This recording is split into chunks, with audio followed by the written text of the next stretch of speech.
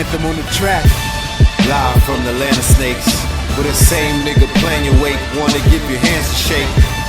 Bitch, we got bands to make, rubber bands to break, guns and butter, that land on lake. Got bread, got plans to break the Brooklyn way. When Tony killed Manolo, had to look away. It's a war going on, starting to look like yay. Peace, family, and welcome to another episode of Underground Railroad Radio. It's that time again where I bring on the living legend, Professor Griff. Welcome back to the show, brother.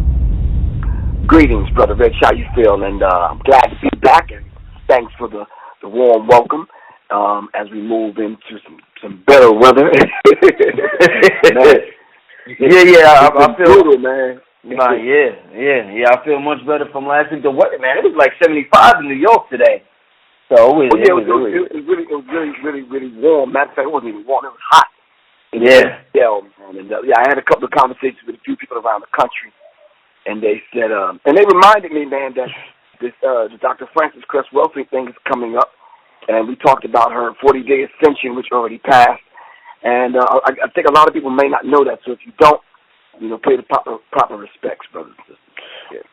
Professor Griff, when is that? Can you tell the people right now, when is that? Because even I need to know, when is that? But I think it says on the 19th of March. 19th, okay. The 19th of March, but 40 days after her passing was her 40-day ascension. So I think we need to go back and revisit that, right? Cool. Okay. Yeah. All right. Definitely. Thanks for letting us know that. Yeah. Real quick, something before we start the show, I want to tell the people real quick. I want the people to stay tuned.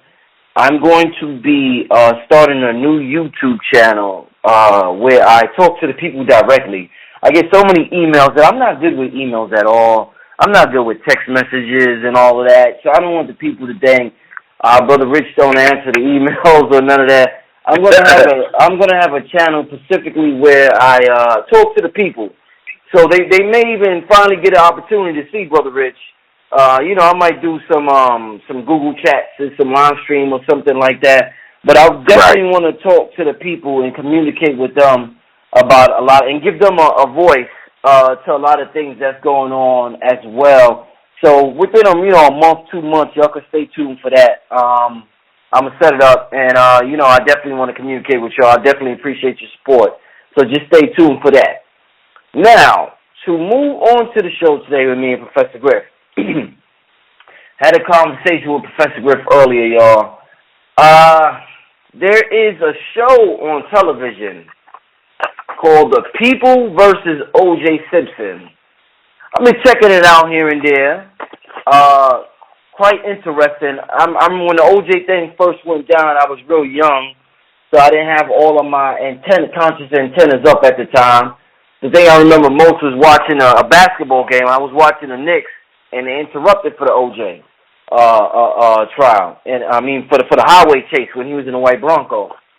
And just that whole year, I've never seen nothing like that. Like, a trial gets so much attention. But there's a show on television now, and recently in the news, they announced that when OJ's, and this is within the last 5 days, I believe. It's been all over the news and the blogs, TMZ and all that stuff. They announced when OJ's house was demolished in 1998, a construction worker discovered a knife buried on the property. The item, he said, was turned over to an off-duty policeman who proceeded to hold on to it for roughly 18 years, and it's currently undergoing testing by the LAPD.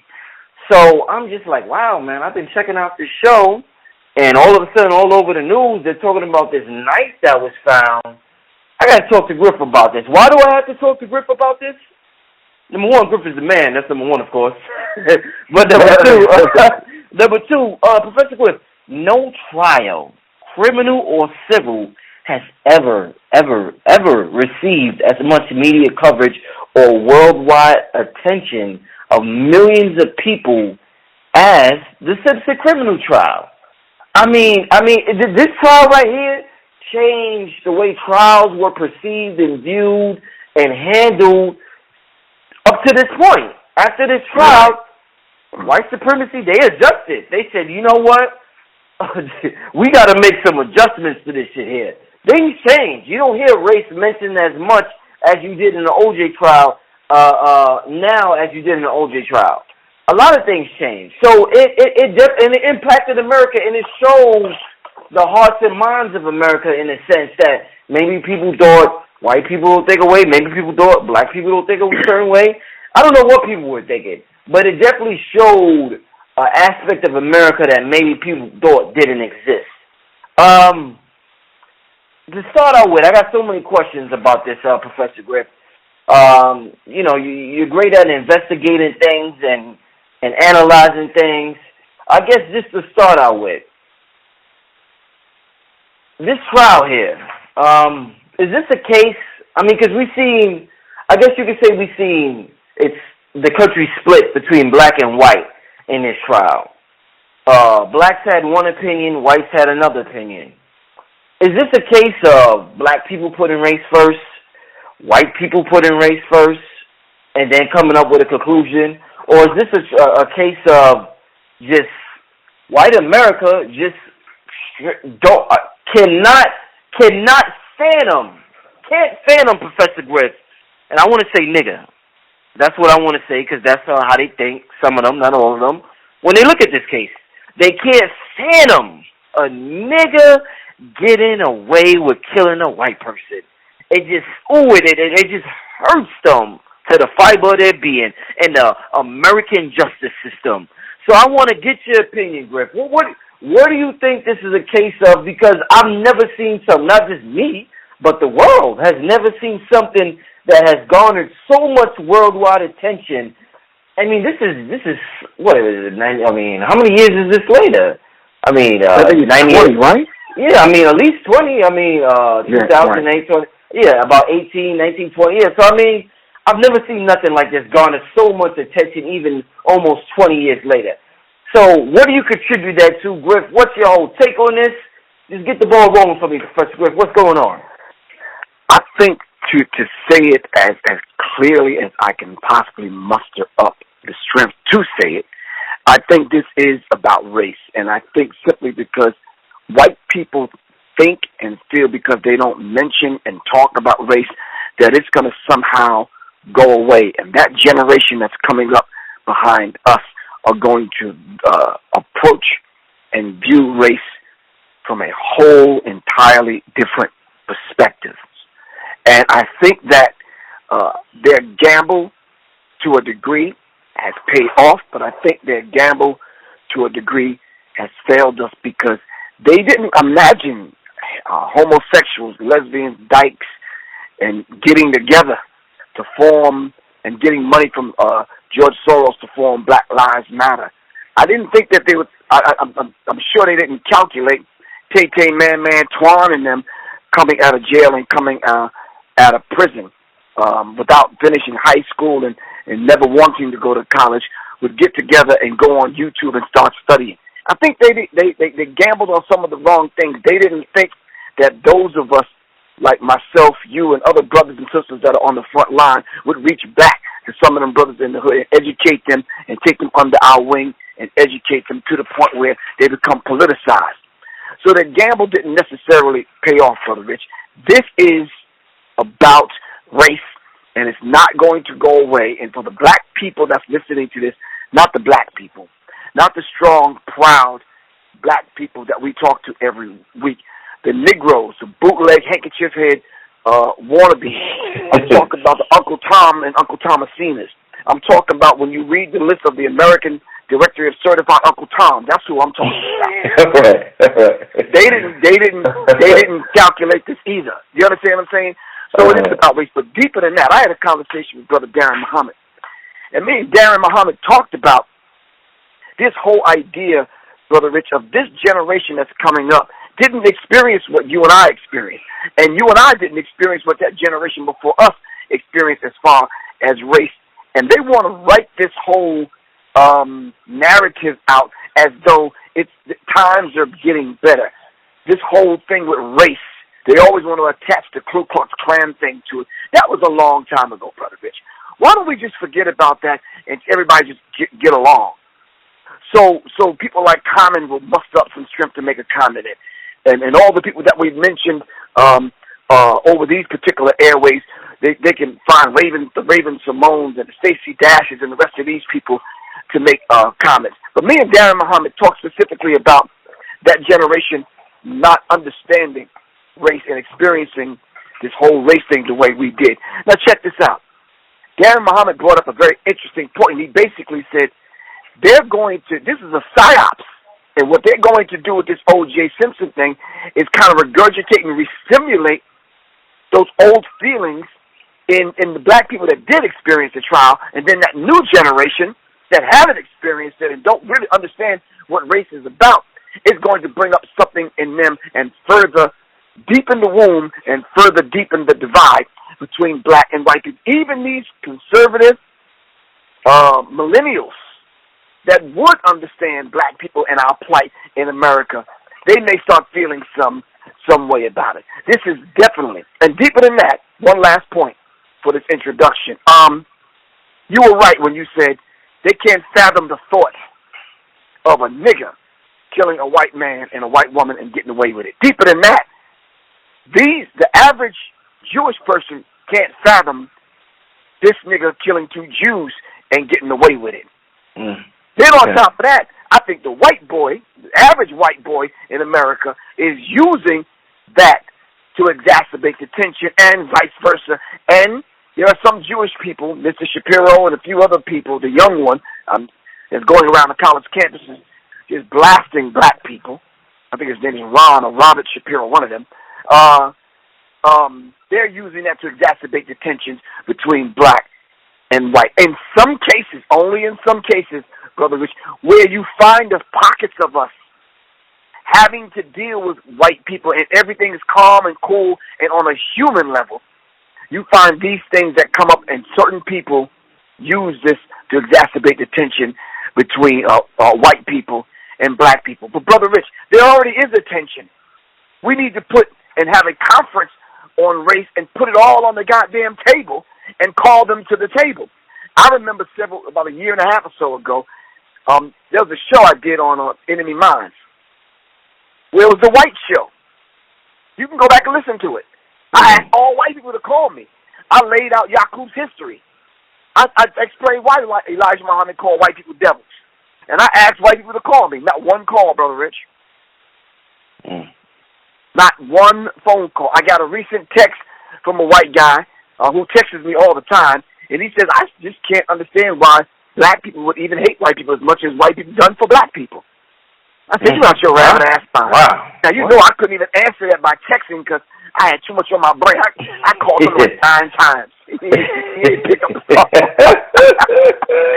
I said, man, you really study history for real, man. But anyway. Oh, man.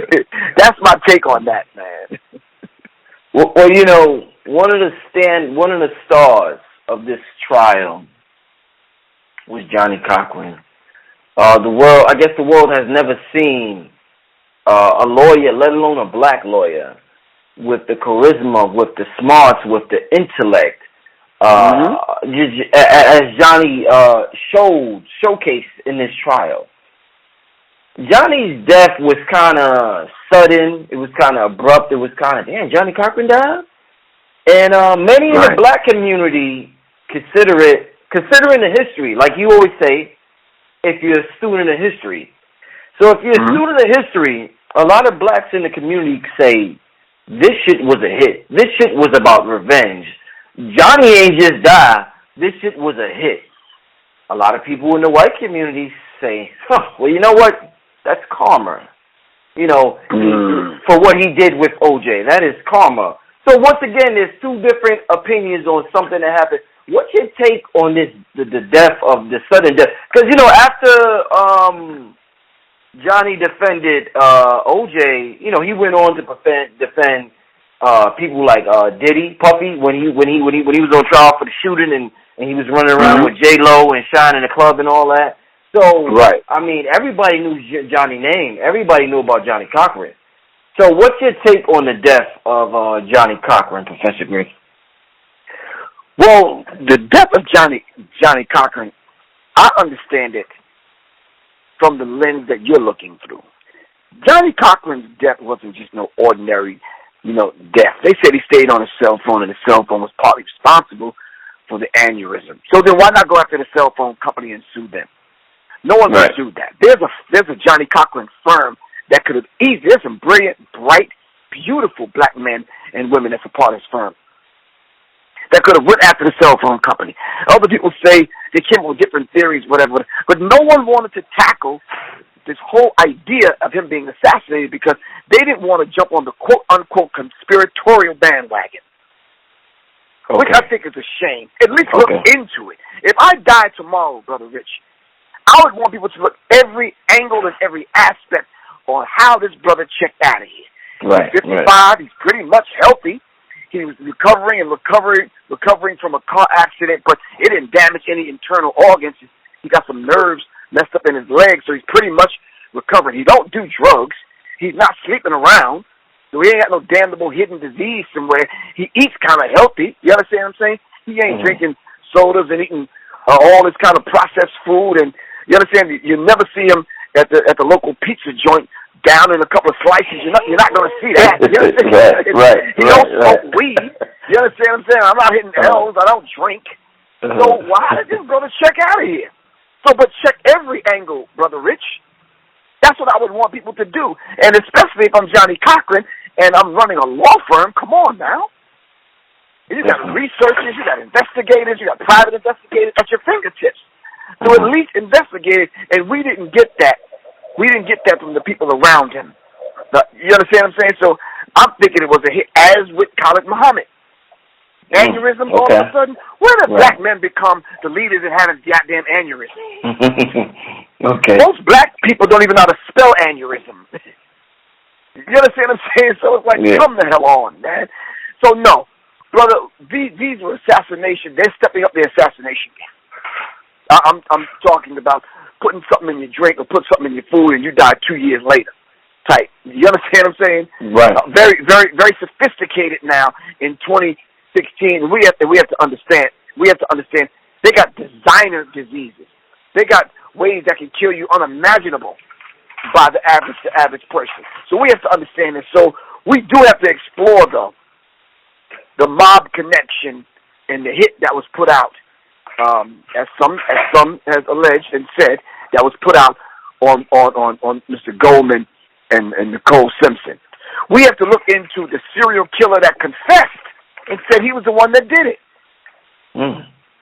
So all of a sudden now they find a knife in a bulldozed house? Come on, man. Stop that, man. There's this thing called, I've seen a hashtag ID addicts. For people who watch the ID channel every night. For people who watch Forensic Files. For people who watch CSI and all. Listen, man, if you watch some of them shows, I swear, and I've said this before, man, they will find a pubic hair on a goddamn mosquito 40 years ago, and they will find the killer. You understand what I'm saying? Yeah. So you mean to tell me, after all of this time, 20 years, right when the man is about to come up for parole, right? Yeah, next year. All of a sudden, now there's a television show, and you find a goddamn knife. Shut the fuck up. Oh, man. You just gotta laugh, man. You gotta laugh. Come on, man. No, I'm not going for that, Brother Rich. No. Okay, well, since you mentioned the show, right? I'm watching the show, Professor Griff. It's obvious. They're painting Johnny Cochran. I mean, the way they portray Johnny Cochran is as if he plays a race card at every opportunity possible. They even portray the black jury. They kind of portray them to be incompetent, as if the only thing that they can't come up with a logical conclusion, and with hearing race at the same time.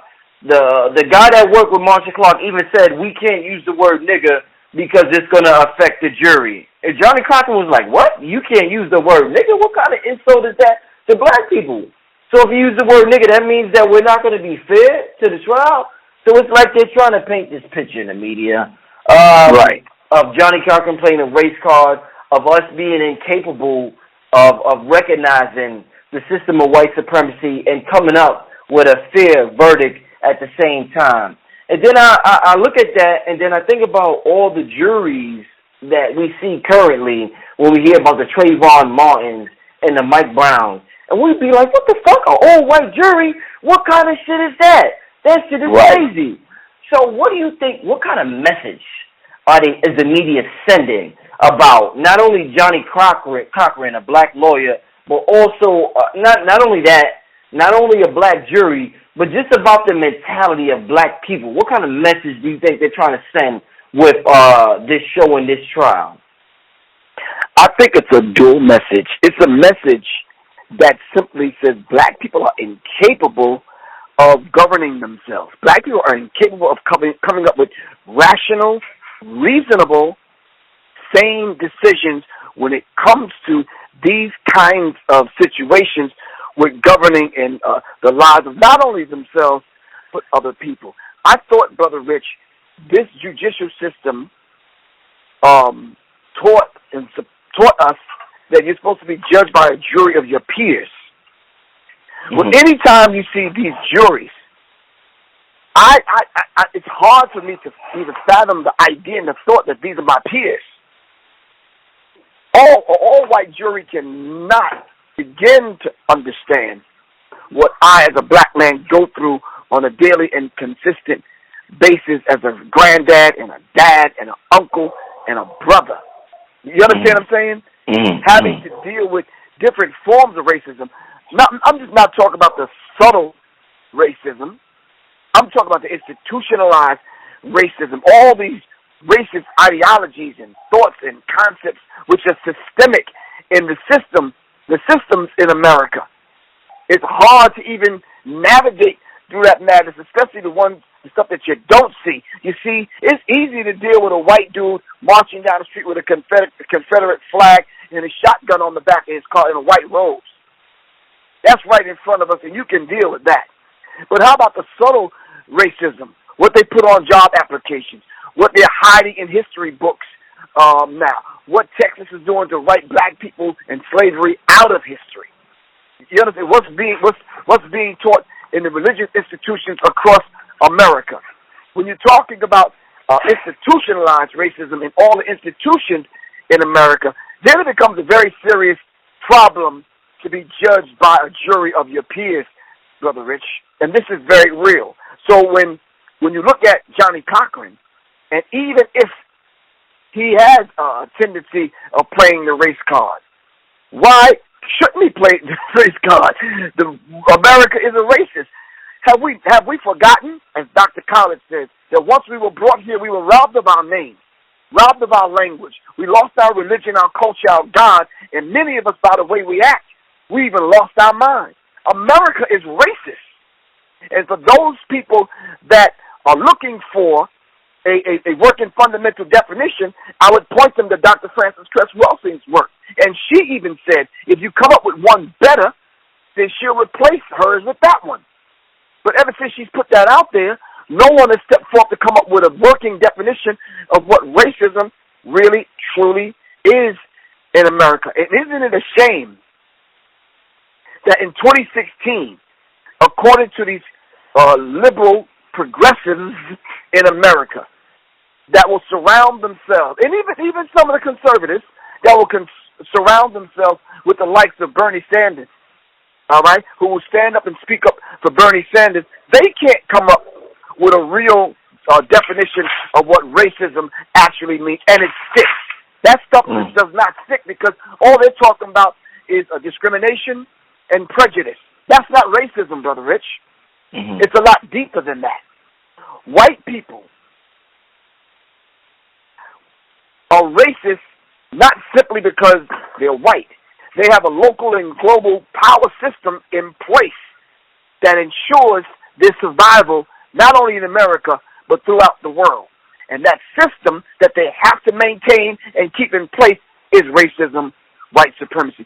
So they will assassinate Johnny Cochran. And even when Johnny Cochran is dead, they'll use a television show to assassinate his character.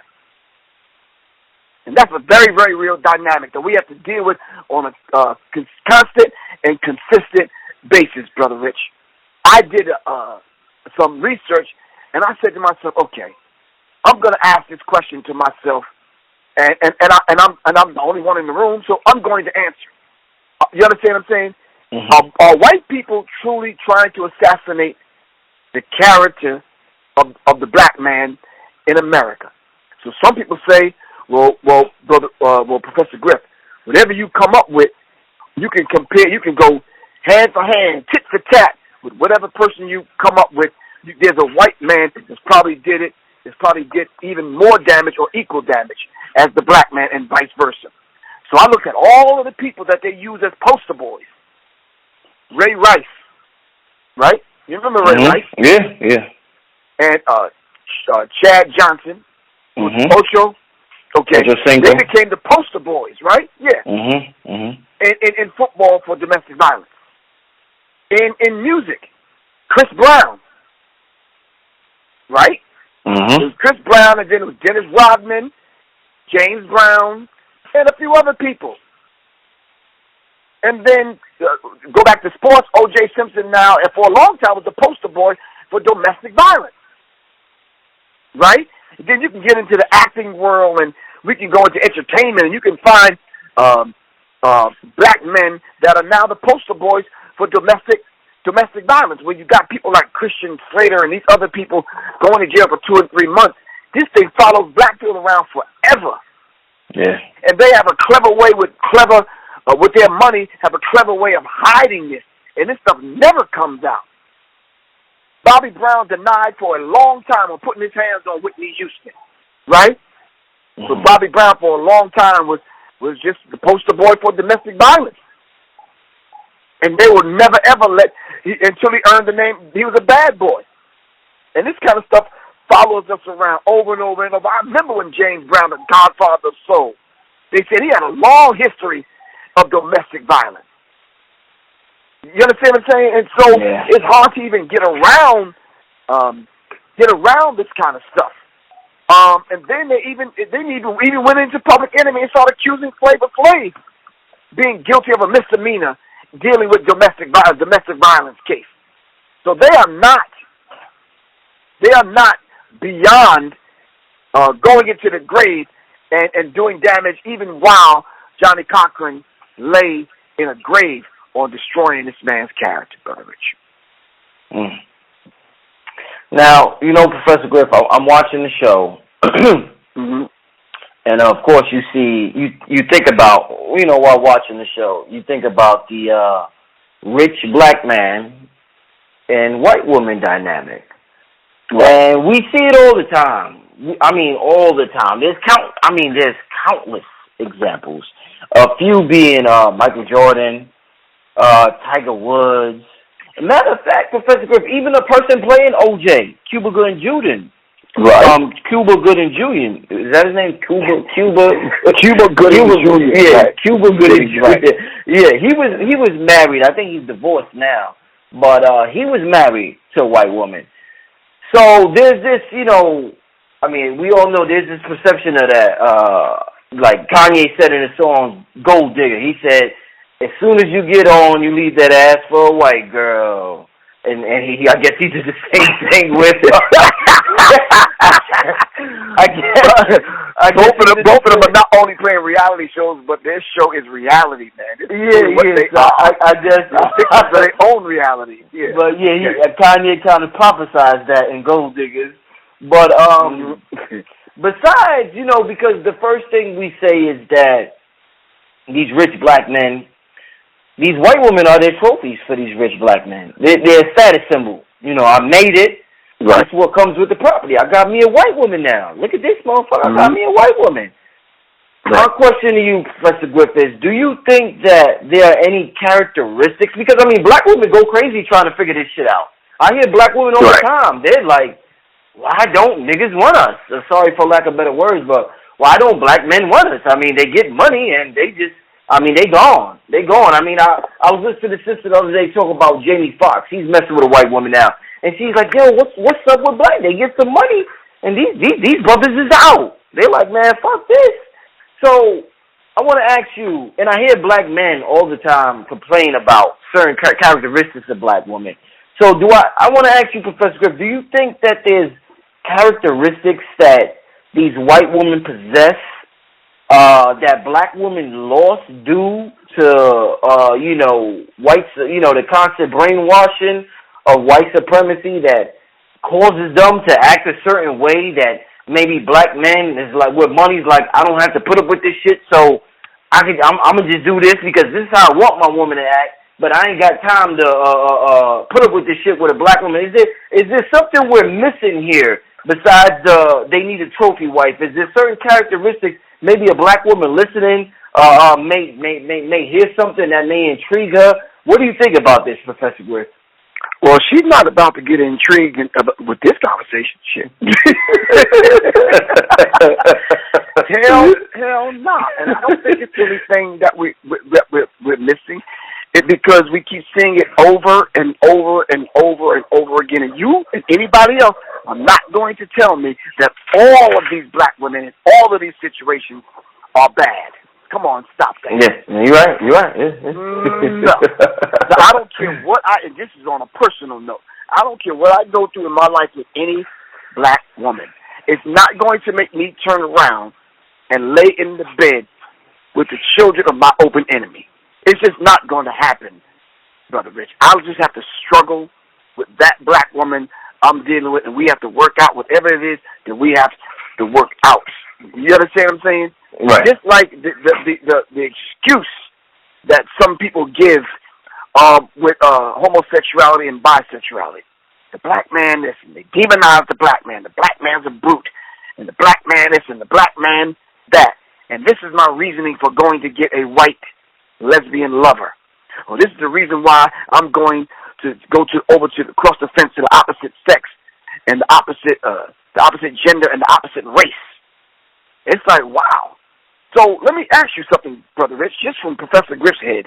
No one else's. I know thousands of people may hear this, but I'm saying, do any in the animal kingdom, who does that? No, I'm just curious. I just want to know if we've been given a will, and we're kinship to the Creator. You understand what I'm saying? And we're God-like and made in the image of the Creator. All right? And Brother said on my show last night, we're operating with 7.5 ounces of brain cells. And no other species on the planet that we can find. And even if we visit a couple of more planets, all right, you're not going to find more intelligent beings. What animals do that, Brother Rich? Get mad at one another and you find a rabbit going to sleep with a squirrel. None. It just doesn't work that way in nature because there's divine laws that guide us. There's divine laws that keep us in check. The law of duality, the law of polarity, the law of vibration, the law of rhythm, perpetual transmutation. All of these particular laws that we study to keep what we have as far as that 7.5 ounces of brain cells in check to the point where it will not allow us to do things like that. But here we are. We want to rearrange the dynamic, all right? And we want to go and play God now, and we want to make up excuses. As a matter of fact, there is a book entitled Excuses by Ronnie Mukabamani Baruti. I think people should pick it up and to figure out all the excuses that we come up with to go be with white women. So we end up demonizing not only ourselves, but we end up demonizing the womb that bore us, Brother Rich. We end up demonizing black women, and then white boys see our discarded trash, so to speak, and they come by and they scoop the black woman up. And she don't mind going with them because it makes us dissatisfied with her and makes her dissatisfied with us. And I say, now, wait a minute, man. That's not trash to be discarded. You understand what I'm saying? This white woman done shaped herself up to the point where she's become attractive to these men, and now she is the actual prize. But at the same time, I'm telling you, man, they some international, global gold diggers, man. I'm talking about for real. Let's look at it. The James Brown Foundation is run and owned by whom? You ain't got to answer, Brother Rich. Think about it. Don Cornelius left millions of dollars and a legacy of Soul Train. Who is running that foundation? The Michael Jackson Foundation. We could go on and on and on and on, Brother Rich, with who controls the wealth, the imagery, the memory, the legacy of all our great brothers that have ended up with white women. And this is very, very real. W.E.B. Du Bois said, and I don't really like quoting handkerchief-head Negroes, but children learn from what you are than what you teach. Okay. And we have to understand that they learn more from what you are than what you teach. If you're demonstrating what you are, but you're this person that has this grandiose kind of deep-rooted way you teach and what you teach, they're not paying attention to that. They're looking at what you're doing. They're looking at what you're doing. And this is what how children learn, especially through nonverbal communication. Mm-hmm. And if they see black men, and I'm going to end it with this point, if they see black men constantly working hard, black women supporting them, once you hit that threshold where you become millionaire on your way to becoming a billionaire, you always end up with a white woman. That seems like that's going to be an issue, and we got to work on the psychological damage that's being done to black children when it comes to that particular dynamic. Definitely. You understand what I'm saying? So Definitely. yeah, so we have to be able to stick with one another and support one another through thick and thin, and it's going to be a lot thicker. Mm-hmm. Rolling with one another because we've been through that we had the same kind of Willie Lynch madness that was done to us. We had the same kind of post-traumatic slavery syndrome done to us. We had the same kind of history and the same kind of cultural experience, the same kind of trauma that was done. We understand one another. We just need to stick by one another. That's all. Mm-hmm. Anyway. You know, No, I definitely appreciate it. Excellent take on it. I hope everybody paid close attention, definitely. And, you know, I just thinking about going back to Johnny Cochran and knowing how many, you know, we talked about his death earlier, and knowing how many threats he received while he was alive, he actually got protection from the Nation of Islam. Right. And we recently heard of, a couple of weeks ago, Farrakhan and the Nation of Islam offering their protection and services to Beyonce because the police in certain states were refusing to work her concerts because they were so insulted by her video in which she showed a police car drowning in New Orleans when she was referring to Katrina. So how do you feel about Farrakhan and the Nation of Islam offering their protection? As a result, I mean, you would think that automatically you live in this society, you're like, well, the police are going to protect me. But it's like we live in a society where we have to get protection from the protection. So what do you think? I want you to talk to the people about the Nation of Islam continuing to offer their support to certain high-profile black individuals who are being threatened by the public, and do you think we need more of that as far as, you know, protecting our own? What's your take on that, Professor Griff? Yes, I truly know and understand the strategy. I truly know and understand, and deeper than that, respect the minister's move and putting that out there just to let people know that you're not going to put your hands on this sister on our watch. You understand what I'm saying? Right. Minister Farrakhan did the same thing with Jesse Jackson. Even though Jesse Jackson repudiated him, even though Jesse Jackson disrespected Minister Farrakhan, even though Jesse Jackson spoke ill of Minister Farrakhan was a big enough man to put the lives of the FOI, all right, between Jesse Jackson and a bullet. I think that speaks to the depth of the love that Minister Farrakhan has for black people. Minister Farrakhan, at the age that he just took to the streets with the FOI to see the people and talk to the people firsthand. I'm not doing a commercial for the Nation of Islam, but this is very real. You understand what I'm saying? Now I'm going to get really, really real with you right now, Brother Richard. I need you to talk to me as a brother. I'm what, 18 years older than you, 20? Listen, if I'm at, like, for example, this Saturday, right? I'm going to be in Austin, Texas, and I have the lineup in front of me right here. It says 10 o'clock, Public Enemy, sound check, blah, blah, blah, blah, blah. 4 o'clock p.m., load in Lil Wayne and 2 Chainz. Right? Public Enemy comes on at 9. We rocking for an hour. Lil Wayne and 2 Chainz is coming on at 10:30 after us. All on the same stage, right? At the same spot. What am I going to say to 2 Chainz and Lil Wayne behind stage? Now, let's just say if Rihanna or Beyonce was backstage. You think on my watch I'm going to let somebody put their hands on Beyonce? Nah, man, I'd be less than a man, bruh. Whatever I have that I have to say about Beyonce or Rihanna or one of our sisters that are in entertainment, I could work that out with them. If we sat down and we talked, you understand what I'm saying? We could talk some things out. But for me to be a punk, a coward, to sit there in their presence or even on my watch to allow someone to put their hands on one of them sisters, I'd be a punk, man.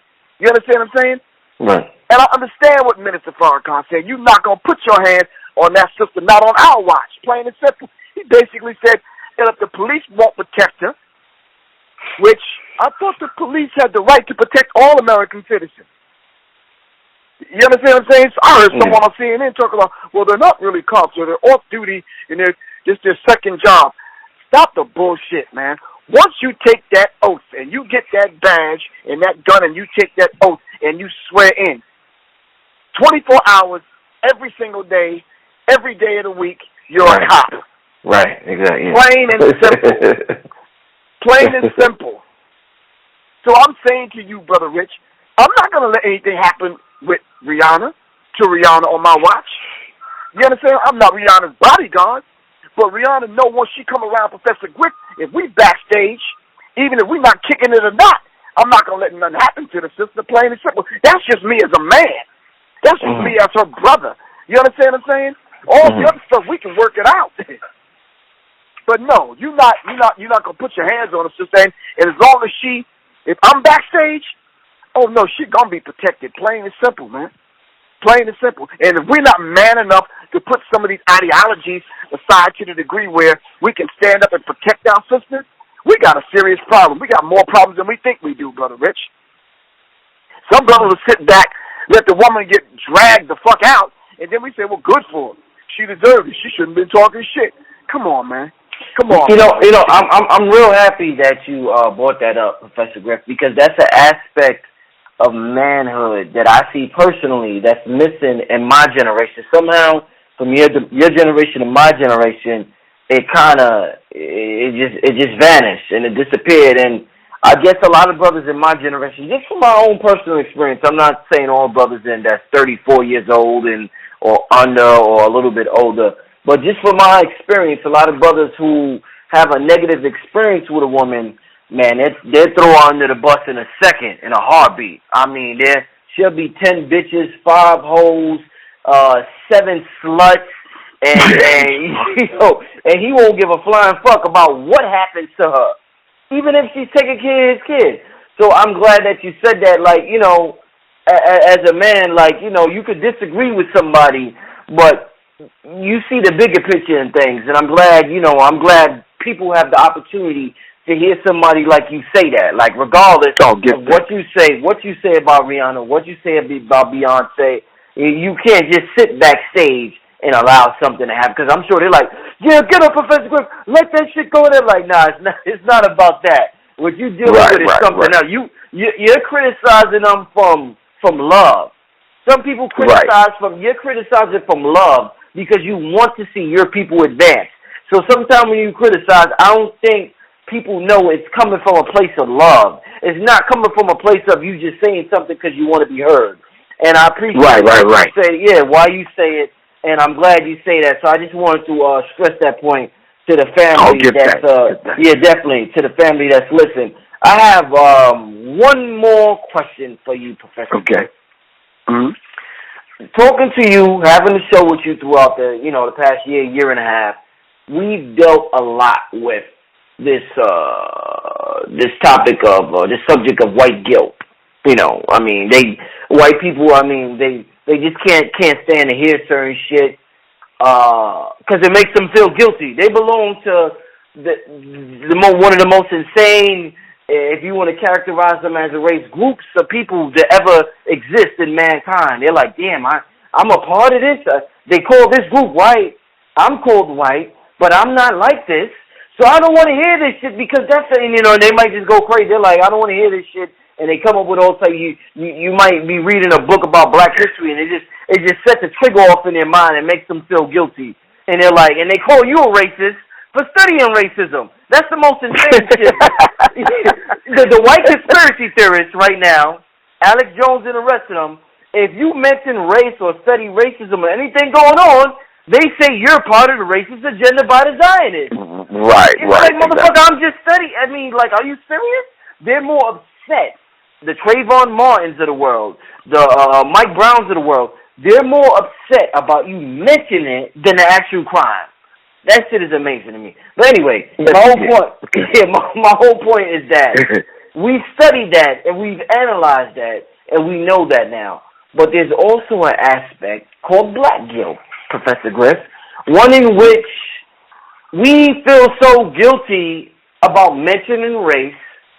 If a black person talks to 10 white people in a room about the OJ case, they're gonna feel guilty about saying they don't think OJ is guilty.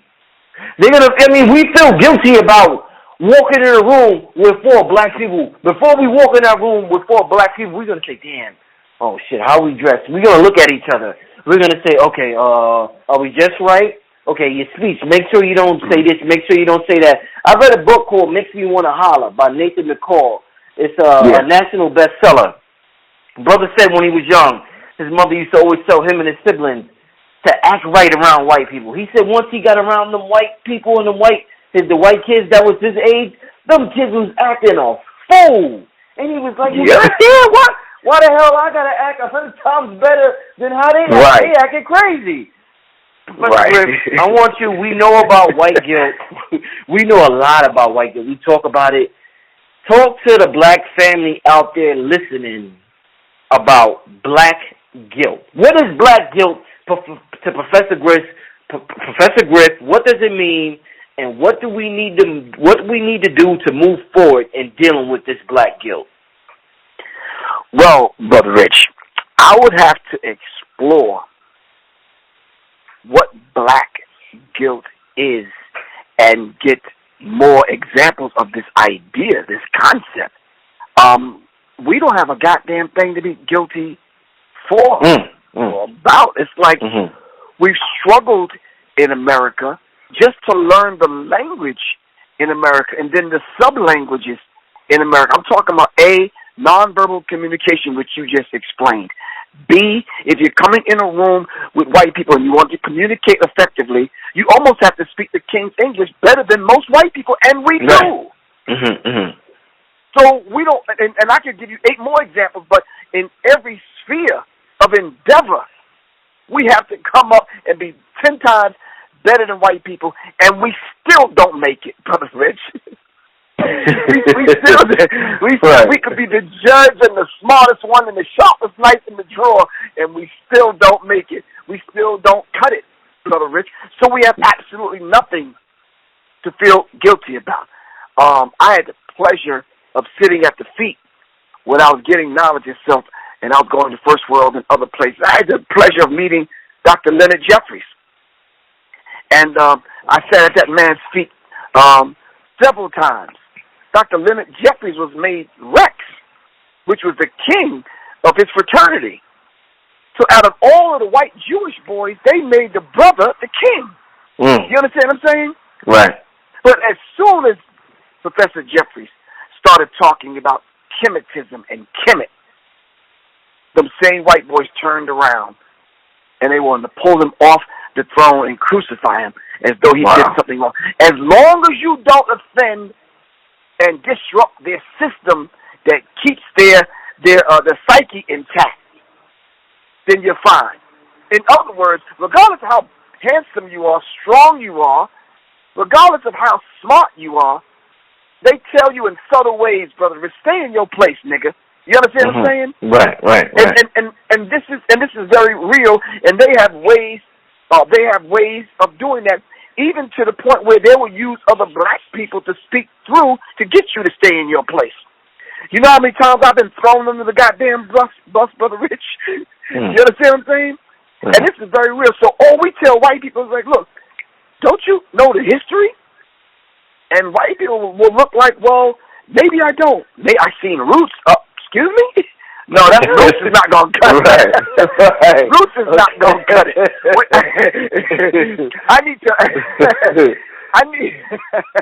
I need to mail you my Alpha 21. You understand what I'm saying? I need to mail you some of these other documentaries. Roots is not going to cut it. I'm saying that to say this, Brother Rich, and I'm going to end it. I have to start telling black people that now, Brother Rich. Mm-hmm. So it's not the guilt. I feel ashamed sometimes for my own people that we don't know our own history to the point where we could defend ourselves in the court of public opinion. And as you and I both know, and the people listening, this is not my Griff's opinion. I don't speak from my opinion and how I feel today, Brother Rich. Well, sometimes I'll let some things slip out. But I'm saying to you, this is what it is. Do you remember this whole idea back in the late 1800s and early 1900s of the whole idea of the black, stereotypical black man? When D.W. Griffin came with The Birth of a Nation, and it set a certain stereotypical kind of image of the black brute, the black man that's out to get all white women. right, yeah.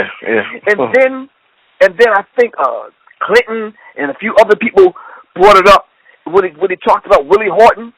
Mm-hmm. And then as handsome, as cute, and handsome, as young as Emmett Till was, he made a comment to a white woman, and you see what they did to him? Yeah. You understand what I'm saying? So we can go on and on and on if we can go back to Without Sanctuary and 100 Years of Lynching by Ginsberg and some of these other books, and we can go through the annals of history.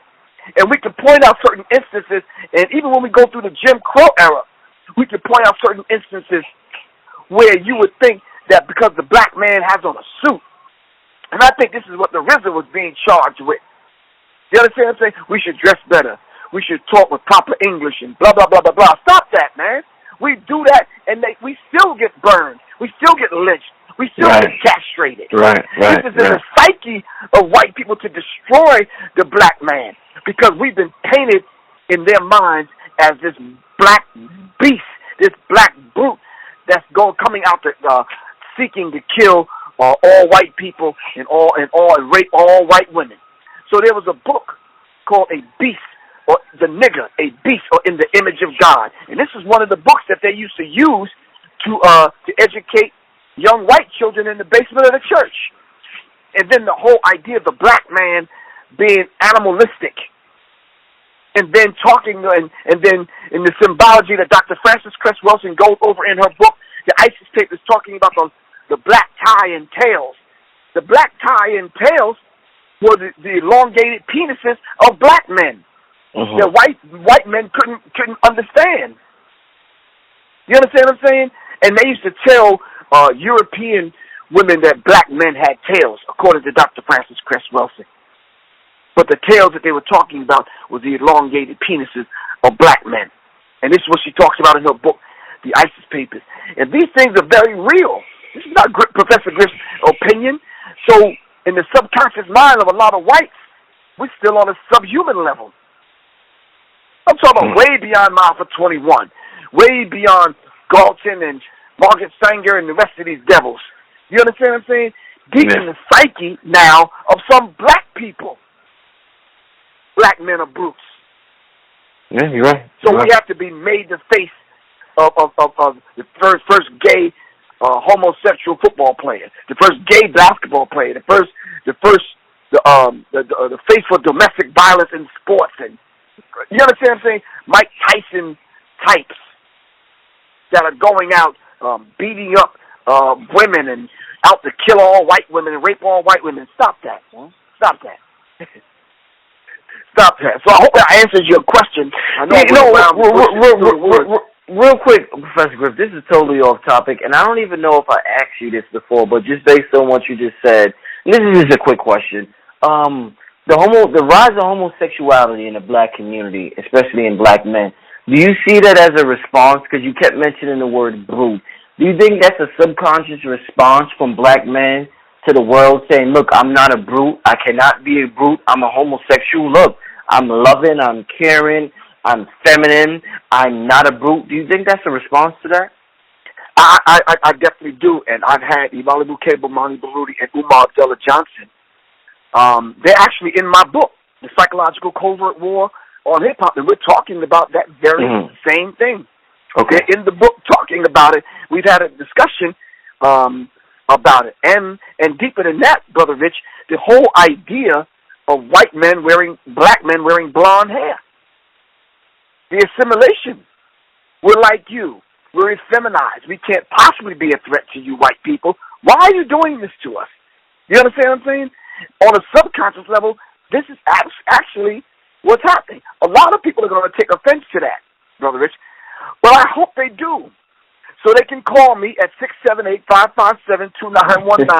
right. Talk about it. You understand what I'm saying? Because this is a very real dynamic. Listen, Brother Rich, bottom line, we are at war.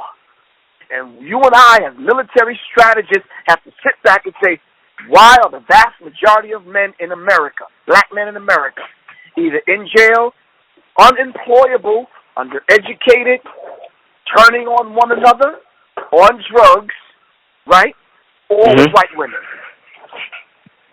Our ranks have been decimated. We can't fight this war if we try to. There's not enough of us, Brother Rich, that are strong, well-rounded, not on drugs, and not putting our gun down to hop over the fence to go sleep with the enemy's children. Not enough of us. And this is very, very real. So when you look at the people that are sophisticated, middle-class, white, young, black people, couples, married couples, constitute that middle class, would have our young people look up to. Let's look at some of them. Dr. Martin Luther King, who said nonviolence is the answer to the crucial and political and the moral question of our time. W.E.B. Du Bois said the question of the 21st century is the question of the color line, right? Bill Cosby says, I don't know the key to success, but the key to failure is trying to please everybody. Jesse Jackson, I am somebody, over and over and over, and he turned out to be no goddamn body. He said,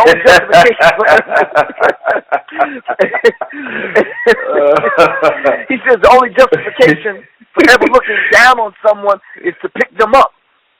Colin Powell, Jesse Owens, the movie Race just came out.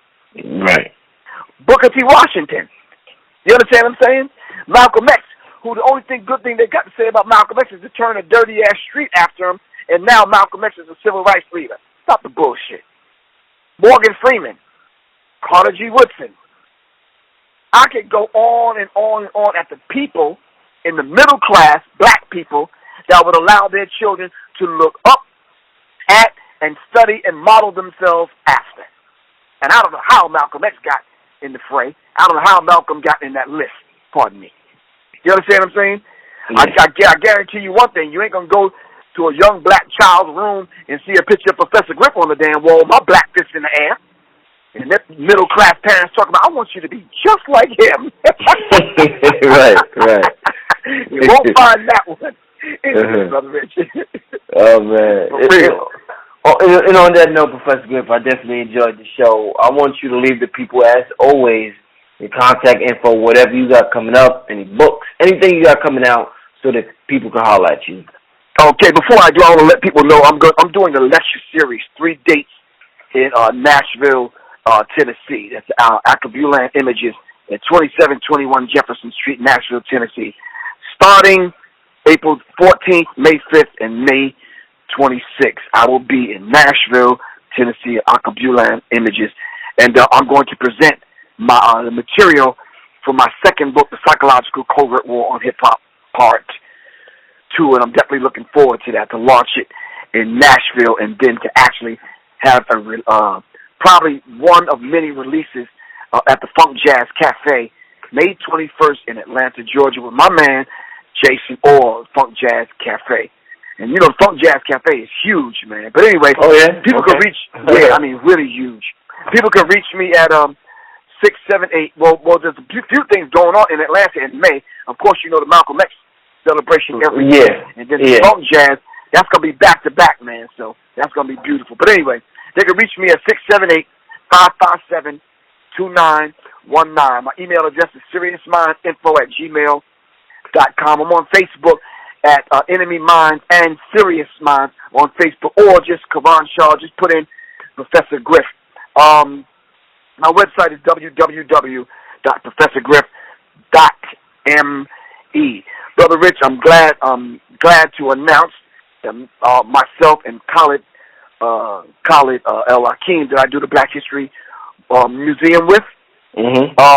We've sat down and mapped out and figured out a few things. We're actually going to put a documentary film together surrounding his 7,000 artifacts that he's collected over the last 20-some-odd years, man. A documentary film, and my band, the Seventh Octave, is going to do the music for it. Oh, that's what's up, man. That's powerful. Okay. Yeah. Oh, give thanks, man. Give thanks. Give thanks, man.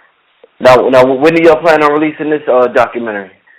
We're trying to do a release in February during Black History Month, man. Yeah. Yeah. Oh, so we're going to be working on it throughout. And listen, man, to be honest with you, some other brothers that have done other documentaries, they've done a wonderful, marvelous job, and we take our hats off to them. But there's some of our scholars, man, that we need to tap into, the ones that are not so popular. They're popular among you and I. You understand what I'm saying? Right. But, I need to go back and sit at the feet of Leonard Jeffries and Professor Smalls and other people, our brothers and sisters that are living legends among us. You understand what I'm saying? Yeah. And we will be doing that. The beautiful thing about it, the reason why I'm telling you the way I'm telling you, Brother Rich, is because we are actually going to do the research, we're actually going to do the interviews, and we're actually going to film it ourselves. That's the challenge. Yeah, that's powerful. Now, is there any way, Professor Griff, they could contribute, or if they want more information, is there any way that people could, how would they go about doing that? There's a group of people working with Khalid that's actually going to set up a Kickstarter campaign in order for us to travel around to finance so we can actually get this thing. So I would just implore the people to stay tuned and to kind of stay tuned to your YouTube channel and these interviews, because I'm going to announce it in the near future. Probably over the next several interviews, I'm going to announce it. Definitely, man. We're gonna be on the lookout for that. That's something we definitely give thanks, man. You're talking about some artifacts all the way from slavery all the way to hip hop. You understand what I'm saying? That's gonna be really, really interesting, man. Yeah, I can't wait to see that. I know the people gonna be anxious. I mean, if you tell them next February Black History, they gonna hold you up to it, man. So no, don't worry. We gonna get it done. We gonna get it done, man. We gonna get it done. All right, man. Well, stay tuned for that, y'all. I'm gonna stay on Griff for that, y'all. So don't worry about it. All right. Stay on Griff for that. And this Brother Rich, but y'all. Listen, Brother Rich, we came up with the title. So if people just look out for the title. What's the title? It's called. The title of the movie is called Artifactual. There's artifacts, but they're factual, so it's artifactual. Right. Yeah. Artifactual. That's a dope name. Yeah, that's powerful right there. Stay on the lookout for Artifactual. That's gonna be a site right there. Artifactual, man. So yeah, we're gonna stay on your case about Artifact. You shouldn't have told us. we gonna be on you now, Professor. All right, I got you, man. We waiting on that, man. I'm sure we look forward to supporting you with that. That's exactly what you need. Because I'm gonna tell you, Professor Griff, real quick before I end it, what we're talking about with this OJ trial and the way they're trying to manipulate the opinions and the views and the perceptions of the people and making black people seem incompetent, making the black lawyers seem a certain way. I mean, we need our own media. We need as much media. We need as much documentaries. We need all of that. Right. So when you come together with documentaries with artifacts, we need that. Oh, wow. We need that. So Yeah, we right, exactly. So that's something that, you know, I'm sure schools all over America is going to show to the youth. So we definitely look forward to that. And on that note, family, this is Brother Rich, once again, the living legend, Professor Griff. We signing out, and we will see y'all next week. Peace. Peace, family. This is Brother Rich from UGR, urging all my viewers and subscribers to help support the channel by donating just $1 to the UGR PayPal account. We appreciate the viewership and support, and we understand the power of $1. If you benefit in any way, shape, or form, we ask that you donate $1, whether it be monthly, bi-monthly, quarterly, or yearly, so that we can build our brand to compete with the NBCs, the MTVs, and the Foxes of the world. I figure since Kanye could ask Mark Zuckerberg for $1 billion, I could ask my subscribers to donate $1 so I could make the best possible content possible. The main objective of this channel is to inspire you to become the greatest version of yourself. So hopefully throughout the years of you watching this program, you have been inspired to become the greatest version of yourself. If you would like to donate, you could go to www.paypal.com and send a donation to richandmerit7@yahoo.com. Thank you and enjoy the rest of your program. Anthem on the track, live from the land of snakes. With the same nigga playing your weight, wanna give your hands a shake. Bitch, we got bands to make, rubber bands to break, guns and butter, that land on lake. Got bread, got plans to break the Brooklyn way. When Tony killed Manolo, had to look away. It's a war going on, starting to look like yay.